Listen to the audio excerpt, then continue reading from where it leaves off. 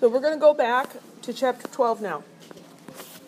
Chapter 11 was about gases, and now we're going to learn in chapter 12 about liquids and solids and about the intermolecular forces that hold them together. Interactions between molecules are important. Have you ever wondered why things taste the way they do? How is it that you put something in your mouth, sugar or salt, and your brain registers that and tells you what it is?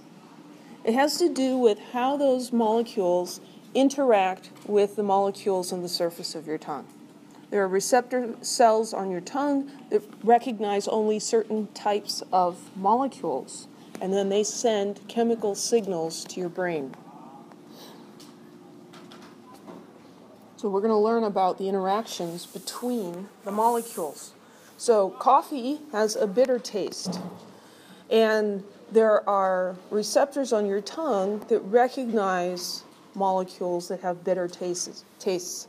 There's intermolecular forces. So prefix here is inter, meaning between. Intermolecular forces are those that exist between molecules.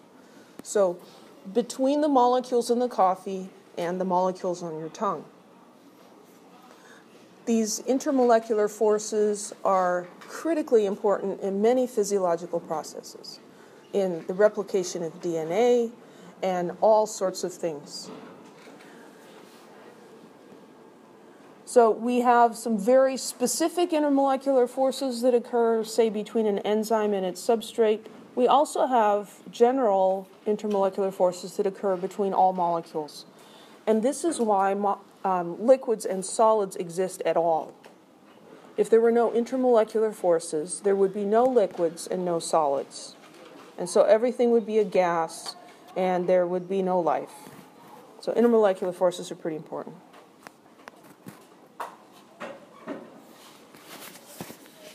I told you before that all particles are moving. So even in a solid, like this, smart card, I think is what they call it. The smart card feels pretty solid, right? It's composed of atoms. But these atoms are not sitting still. They are moving. The card itself isn't moving, but the atoms inside of it are moving. They are just wiggling back and forth. I gave you an analogy of gases, liquids, and solids with students. So right now, you guys are in a solid state. You're all sitting in your chairs. Does that mean you're not moving at all? No. You're looking up and down, you're taking notes, you're yawning, you're breathing. Keep breathing. That's a good one. But you're moving, right? But overall, the class isn't like going down the street. So all particles are moving. When we increase the temperature, we increase the movement of the particles. So when we have substances that have weak intermolecular forces relative to the thermal energy that's present, they're more likely to be gases. So I like to think of intermolecular forces as being a bit like Velcro. Okay, so you can have Velcro on your shirt, you could have Velcro on your shoe, or then there's the Velcro like they have on those bounce houses where you put the Velcro suit on and you bounce and you launch yourself against the wall and you like stick there, right? That can hold up your entire body weight, and yet the Velcro on your shoe keeps coming undone. What's the difference? One's stronger than the other, right? There's a lot more Velcro involved when you're sticking onto the wall of the bounce house. How do you get yourself off the bounce house?